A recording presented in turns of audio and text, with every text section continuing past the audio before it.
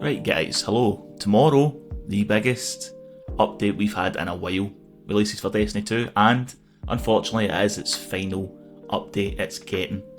So today I'm going to compile everything we're getting tomorrow so you know exactly what to dive into.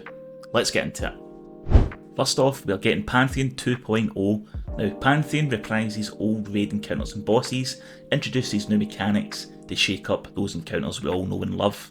On launch day, we'll have the first wave of bosses with 2 new activities, each featuring a unique roster of bosses. Then on June 13th, which is this coming Saturday, the Gauntlet launches, which is a full lineup of bosses in one singular activity. Finally, on the 16th, which is the next reset, we'll be getting encounter rotations, which means we can attempt featured single boss encounters for rewards. Next up, we're getting the Director back in all its glory. The Director will return to be the forefront of the game, and all destinations will be getting a full suite of tiered weapons and armour with new perks and their own origin traits. Bungie have teased some of these already, which you can see here. We'll also be getting a new activity on the destinations called Distortions. Every hour, a different destination will have a distortion. While a distortion is active, enemies will be empowered, tougher and more aggressive. Distortions will also have a new weapon set and they'll drop at a higher gear tier than normal. Now let's talk abilities. With the update, each class will be getting a new ability. Titans will be getting a new solar class ability called Shield Burst, which turns your barricade into an explosion C4.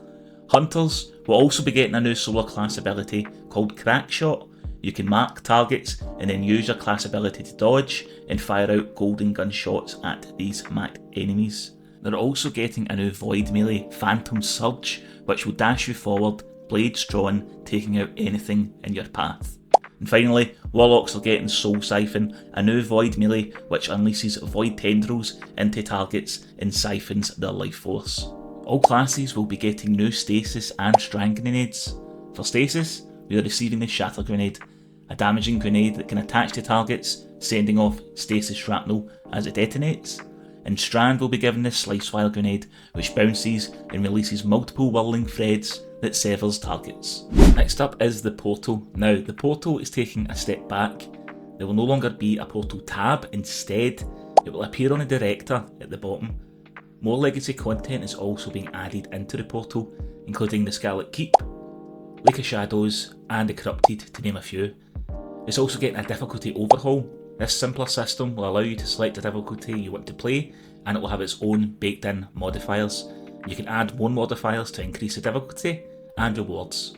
And speaking of rewards, they are also being made simpler. Want tier 5? Play Grandmaster or above.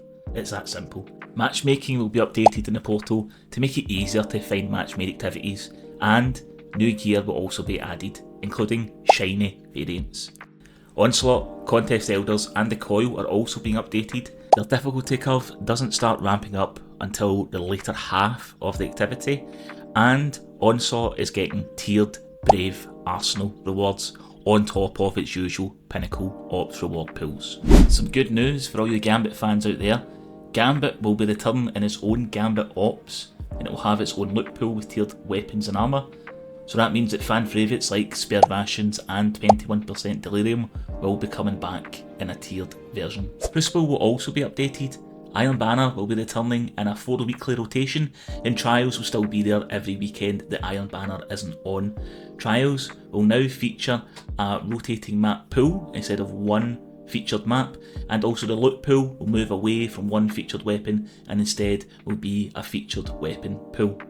Crucible is also getting new modes like 4v4 Arena Collision, which is a mode focused more on gameplay, less on abilities, and Heavy Metal is making a return, the vehicle based mode, but it will also have the addition of the Behemoth from Renegades. Probably the biggest update coming is Sparrow Racing League is making a return with 4 of its original maps and a brand new map called Quantum Circuit, which takes place in the realm of 9. It will come with its own solar weapons and armour, and I am very much looking forward to its return. Bungie are also introducing weapon tier upgrading. You will now be able to upgrade your tier 3s into tier 4 and 5 if you want to. It will get all the benefits of a tier 5 weapon, including enhanced stats, mods and origin traits, but it will not add a new random perk to the column. You will also be able to enhance your crafted weapons. Got a Fatebringer that you want to upgrade to tier 5? This will allow you to do that. You will need to reach weapon level 30 with any crafted weapon to upgrade it to tier 5.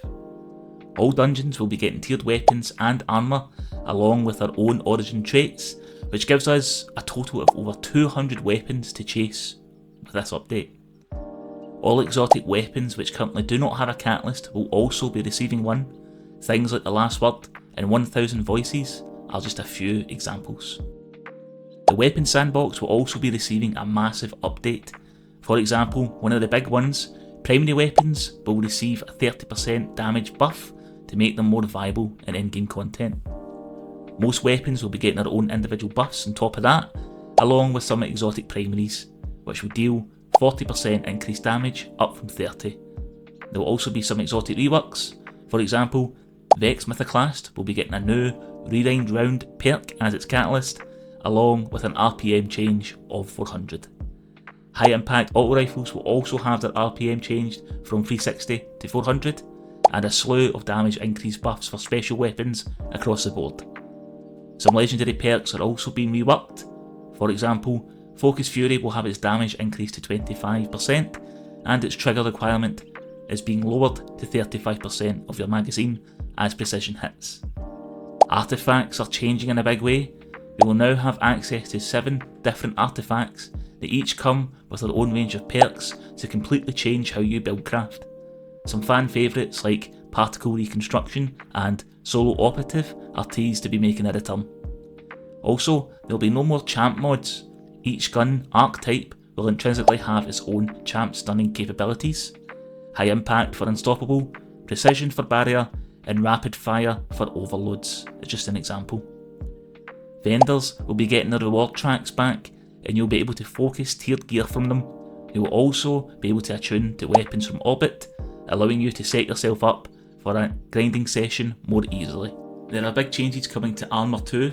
We are getting 6 new archetypes of armour to fill in the stat gap we currently have, and exotics will retroactively be upgraded to tier 5, and any new exotic you acquire will be tier 5 moving forward.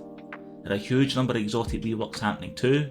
Be sure to check the dev article which I'll link down below, but some examples for these are Hunters. Frosties will now grant you frost armour while you're sprinting, and you'll deal more stasis weapon damage when you have frost armour.